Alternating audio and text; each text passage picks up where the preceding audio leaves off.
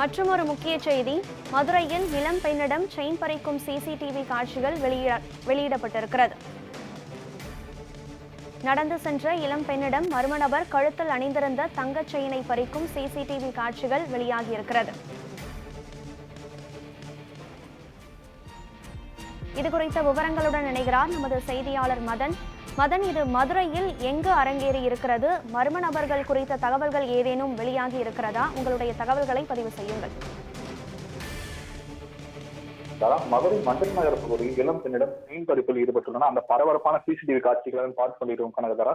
மதுரை மண்டல நகர் பகுதியான நாகப்பா நகரில் நேற்று இரவு வீட்டிற்கு சென்று கொண்டிருந்த இளம் பெண் ஒருவரிடம் திடீரென முற்புதலில் இருந்து வந்த நபர் ஒருவர் பெண் அணிந்திருந்த செயினை பறித்து சென்ற சிசிடிவி காட்சிகள் வெளியாகியுள்ளது. முதற்கட்ட விசாரணையில் அந்த பெண் அணிந்து வெள்ளி செயின் எனவும் தெரிய வந்துள்ளது. அந்த பெண் காவல் நிலையத்தில் புகார் அளிக்காத நிலையில் தற்போது சிசிடிவி காட்சிகள் வெளியாகி பரபரப்பான சூழலில் உள்ளது. அவனியாபுரம் காவல்துறையும் அப்பெண்ணிடம் விசாரணை நடத்த உள்ளதாக தகவலும் கிடைத்துள்ளது. இரவு நேரங்களில் தனியாக செல்லும் பெண்களை குறிவைத்து மர்ம செயின் பறிக்கும் சம்பவம் மதுரையில் தொடர் கதையாகவே உள்ளது. இந்த நிலையில் தனியாக சென்ற பெண் ஒருவரிடம் மர்ம நபர் செயின் பறிக்கும் சம்பவத்தில் ஈடுபடும் என்பது மிகவும் பரபரப்பை ஏற்படுத்தியுள்ளது. கனகதாரா, விவரங்களை வழங்கியமைக்கு நன்றி மதன்.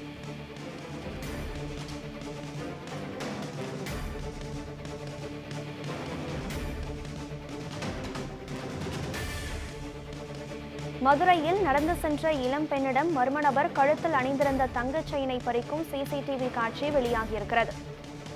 செயின் பறிப்பு சம்பவத்தின் போது இளம் பெண் கத்தி கூச்சலிடும் காட்சிகள் சிசிடிவியில் பதிவாகியிருக்கிறது. அந்த சிசிடிவி காட்சியானது தற்போது வெளியாகியிருக்கிறது.